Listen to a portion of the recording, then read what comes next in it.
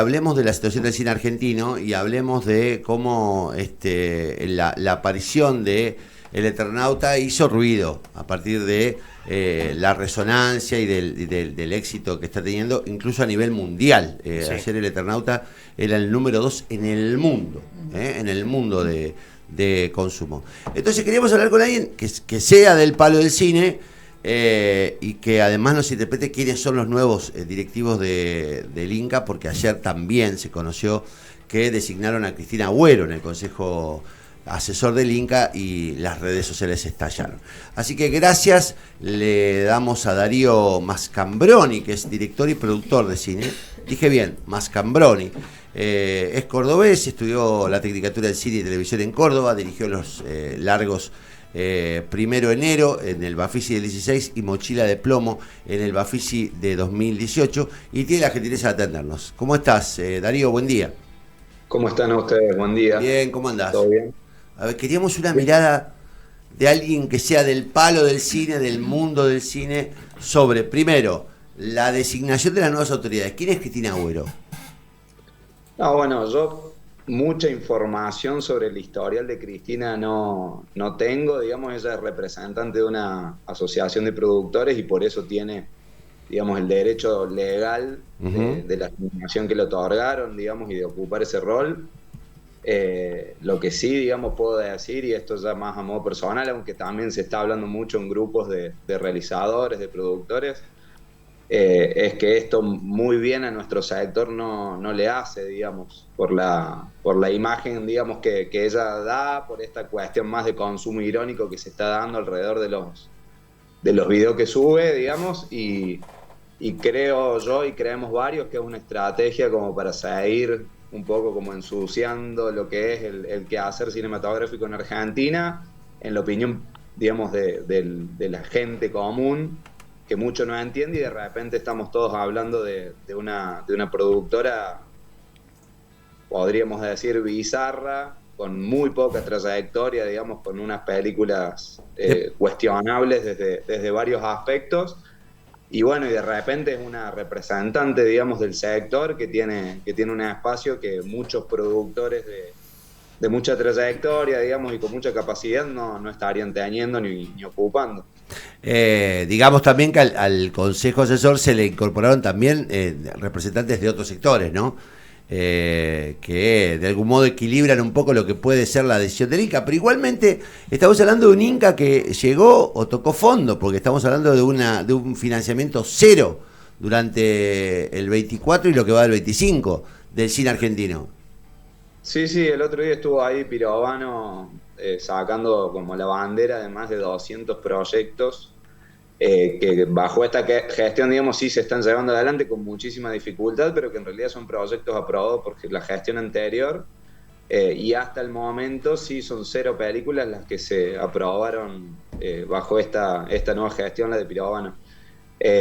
Y más allá, digamos, de lo que anuncian, que son todas provocaciones, obviamente, sobre todo por la forma en la que lo comunican, desde hace 1 año y medio que el sector está absolutamente frenado. Yo creo que también hay que mencionar, si está frenado en Buenos Aires, imagínense en el resto del país, ¿no? Porque todo el fenómeno de Netflix con El Eternauta, digamos que uno lo celebra porque es trabajo y porque pone el foco en lo que es la producción argentina, pero no deja de ser nuevamente una visión muy centralizada en capital, y lo que se venía construyendo a lo largo de las últimas, yo que sé, 2 décadas en el interior del país, en las provincias, mejor dicho, bueno, se frenó absolutamente. Lautaro, Darío, perdón, Lautaro te saluda. Justamente a eso quería ir, porque sos cordobés y desde tu experiencia, tu trabajo audiovisual desde un lugar descentralizado, como bien definías vos, sabemos que no es lo mismo Buenos Aires que estar en lo que podríamos denominar la periferia del mapa de nuestro país, que es muy extenso. Pero ¿qué impacto concreto o de qué manera te afectó este año sin inversión desde el Inca, y qué cosas garantizaba el Inca que hoy no están? No, el impacto es súper concreto, digamos. O sea, el trabajo propiamente dicho en largometrajes, ya sean de ficciones o documentales, se redujo, digamos, a mínimas producciones que van por fuera, digamos, del sistema.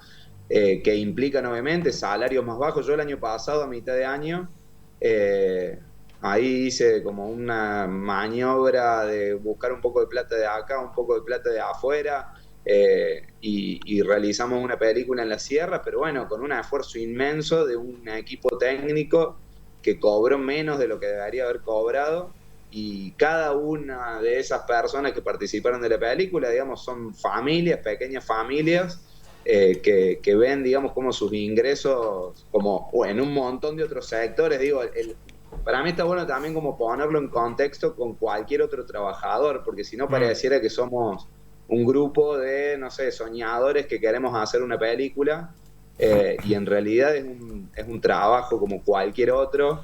De hecho, la gente que por ahí no sabe lo que es hacer una película y de repente está cerca de un rodaje y ve que nos levantamos a las 6 de la mañana con 5 grados bajo cero a grabar una escena al lado de un arroyo congelado y a las 10 de la noche seguimos trabajando para el otro día volver a empezar, se dan cuenta del esfuerzo que demanda. Y bueno, hacer una película sin dinero sí pasa a ser un poco el sueño de unos locos que quieren hacer una película, pero que no tienen ningún tipo de posibilidad de progresar, ¿no? En términos personales, digamos, porque la economía para pagar el alquiler nos afecta como cualquiera, y principalmente se vio afectado desde ese lugar. Hay muchos colegas, amigos que están arreglándoselas como pueden, haciendo otro tipo de tareas, que tampoco es tan sencillo, no es como, bueno, dejo de hacer cine, dejo de dedicarme al audiovisual y de repente me pongo a trabajar en otra cosa, porque el trabajo escasea, sobre todo el trabajo dignamente remunerado escasea en general, no solamente en el audiovisual. Y por último, ¿cómo lo intenta paliar si es que existe el gobierno provincial? ¿Hay algo? Porque a veces las autoridades regionales subsidian, hay algunas experiencias en el país, lo que el Estado Nacional no hace. Sí, sí, sí. De hecho, en Córdoba, digamos, se anunció una herramienta que es de cash rebate, que es devolución, digamos, de lo que se invierta en la provincia.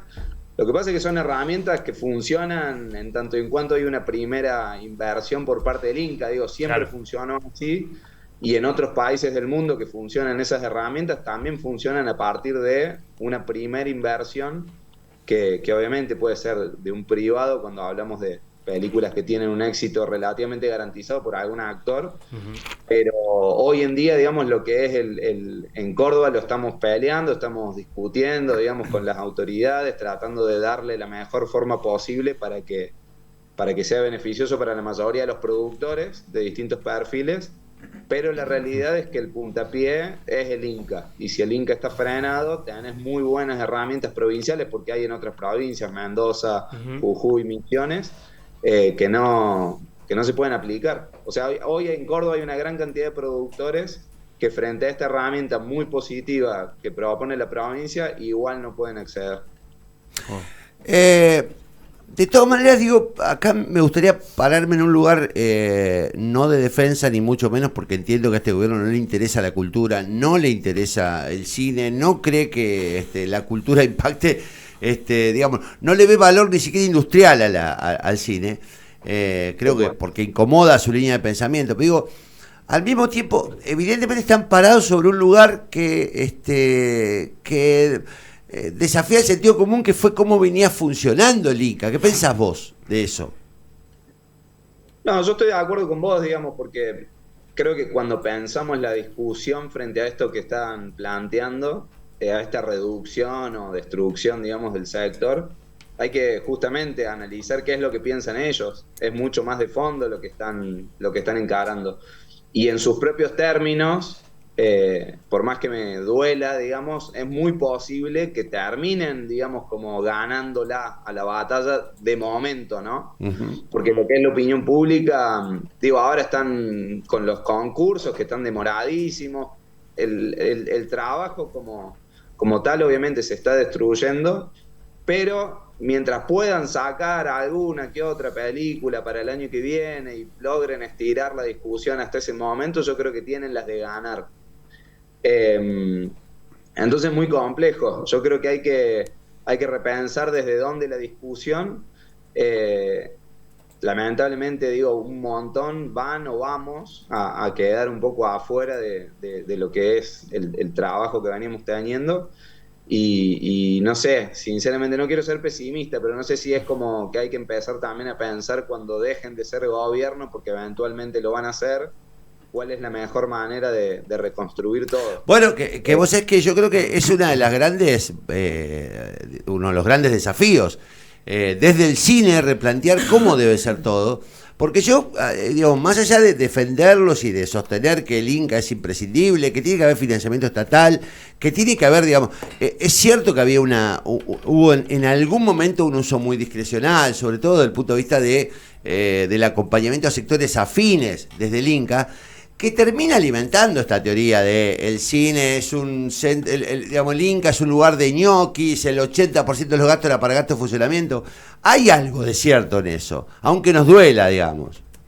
No, eso seguro. Lo que pasa es que también se sobredimensiona. Digo, yo cuando escucho que se financiaban películas afines al gobierno, le pregunto a cualquiera de acá de la provincia de Córdoba que me mencione una película cordobesa que tenga, digamos, un perfil como para catalogarla de esa manera, y no existe. O sea, no existe una sola película. Yo grabé, digamos, películas como asistente de dirección o como coproductor en Chaco, en Santiago del Estero, en Santa Fe, digamos, en distintas provincias, y ninguna de esas películas tampoco se la podría catalogar afina a los gobiernos anteriores. Entonces digo, en definitiva, denunciemos lo que hay que denunciar, pero tampoco Totalmente. Es que se trata de... Lo que pasa es que es el modo operandi de este gobierno. Por eso digo, hay que reconstruir un discurso donde se apele a la racionalidad, al criterio, y lo va a tener que hacer el mundo del cine de manera colectiva, digo, porque además hay un lugar que hay que darle a la batalla. En ese sentido yo creo que sirven los personajes como Darín, que son tractores y que transmiten y que internacionalizan, ¿no? esta situación, porque de lo contrario lo que hay acá es simplemente una discusión de costos que para el arte no tiene sentido, ¿no? No tiene sentido, sobre todo cuando puede autofinanciarse. O sea, está claro que por momentos eso no sucedió, digamos, y los números obviamente hay que revisarlos y mejorarlos. Pero la realidad es que, al igual que en otros países, el cine en Argentina, en el mejor de los casos, se debería autofinanciar con un porcentaje del corte de las entradas, e idealmente deberíamos estar discutiendo leyes como gravámenes a las plataformas, que en otros países como en Francia, que a mí me encanta porque por ahí gente afina a este gobierno suele poner otros países de ejemplo, digamos, como en una actitud totalmente cipaya todo el tiempo de estar poniendo a otros países por sobre el nuestro. Pero si vamos a seguir en su misma lógica, países como Francia, con una cinematografía impresionante, le cobran un impuesto a Netflix y al resto de las plataformas y financian su propio cine. Entonces, deberíamos estar discutiendo eso y no el cero financiamiento que estamos teniendo en este momento. No. Lo del gobierno a ver, yo creo que lo del gobierno es un disparate, está claro. La designación de esta chica Argüello también es una demostración de, digamos, bien lo planteaste vos, de prácticamente un tratamiento irónico sobre la situación del cine. Pero al mismo tiempo, digo, el talento del cine argentino, la trascendencia del cine argentino, pues yo digo, es importante lo del Eternauta, más allá de que represente a un sector de la industria muy porteñocéntrico. Es importante el hecho de que se demuestre que el cine argentino puede ser rentable, atractivo, que se pueda autogestionar, y que necesita del respaldo y de una política pública, no necesariamente del financiamiento, de una política pública, ¿no? Totalmente. Digo, un dato no menor es que el Eternauta tiene fondos estatales de otros 3 países. Digo, también para desmitificar que solamente se financia con privados. En este caso tiene plata de otros 3 países, no de la Argentina.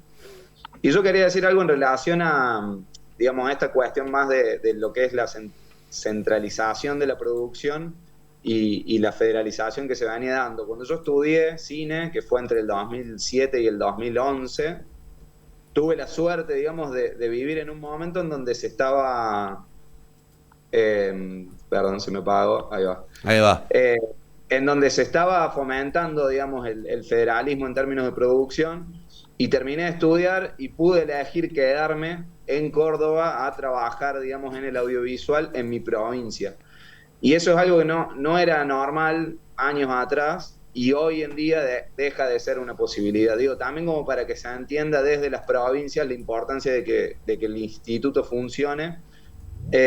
Hoy en día, si, no sé, tengo mi primo que está en segundo año de cine, pobre, creo que ahí tengo mucha culpa yo de que haya elegido esa carrera, y cuando termine de estudiar, lo más probable es que si quiera dedicarse a eso se tenga que ir, y para mí ese es un gran cambio como para entenderlo desde las familias también, ¿no?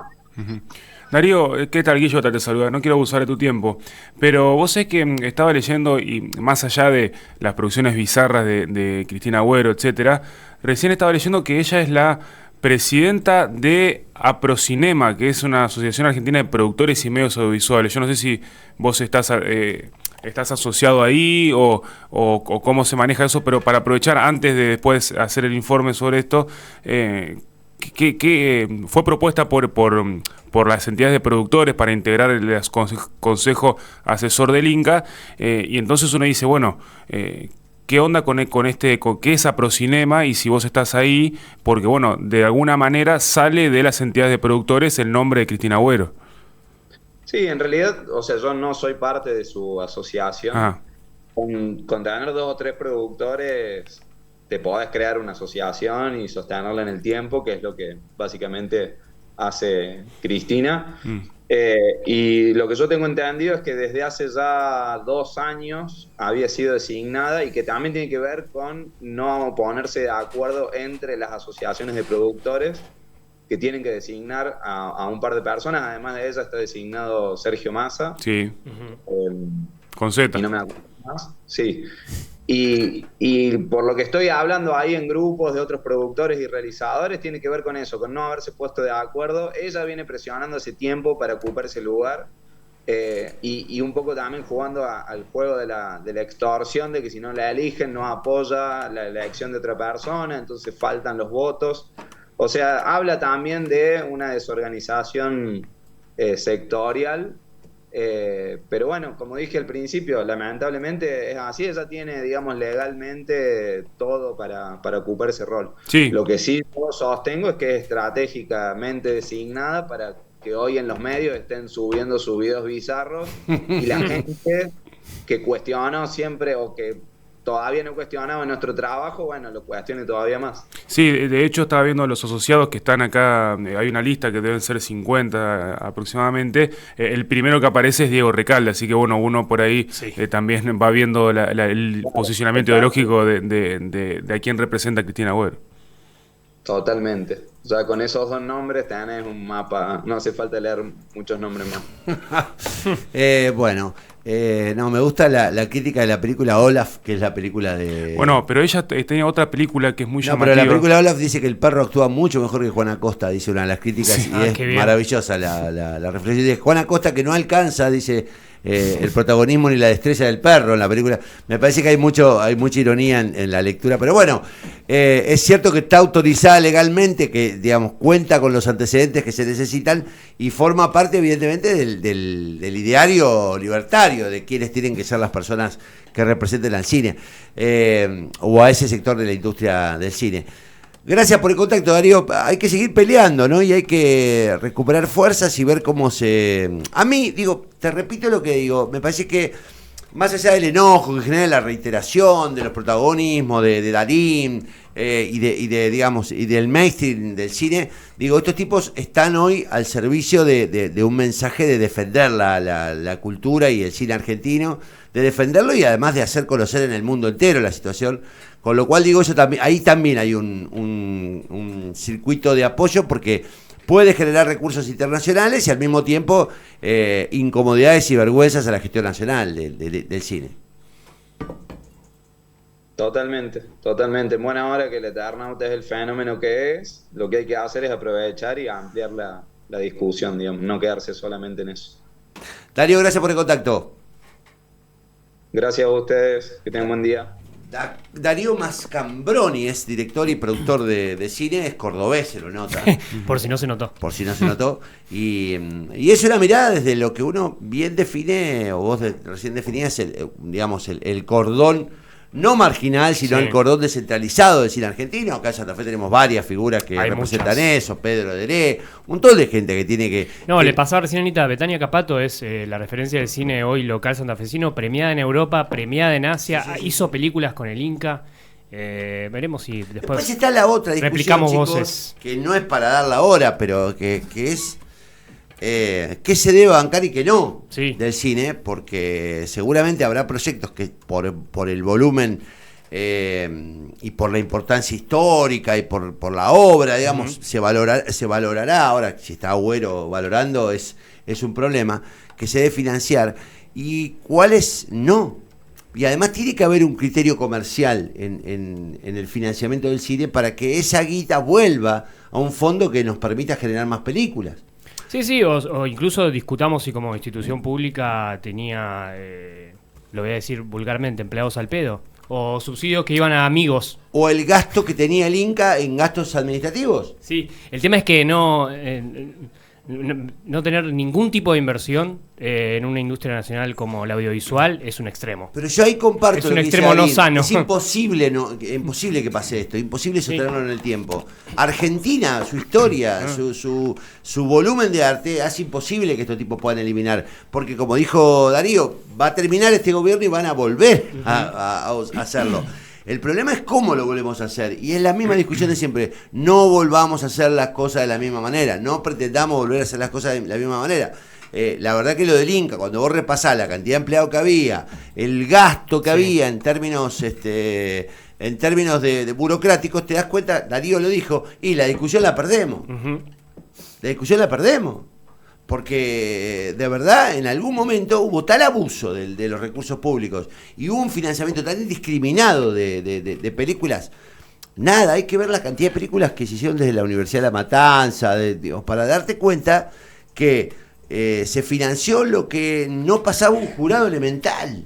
Sí, el tema es que si desfinanciás a cero, eso no está en discusión. Vos no estás discutiendo nada ahí. Vos estás desfinanciando un espacio. No, pero además, por eso creo que es muy importante lo del Eternauta. Porque a mí me parece que lo del Eternauta ¿Cómo? pone en evidencia esto. Sí. Le da desnuda. fuerza. Ujú. Darín, digo, cuando vaya a presentar el Eternauta, como fue a España, de lo que va a hablar es de la crisis del cine argentino y de la falta de financiamiento. Y hubo recursos estatales internacionales en el Eternauta, y también hubo recursos públicos de la Ciudad de Buenos Aires, que puso una parte importante del dinero. Con lo cual digo, es una discusión que hay que dar resistiendo obviamente a esta decisión de estos muchachos de no bancar el cine, porque el cine para ellos es incómodo.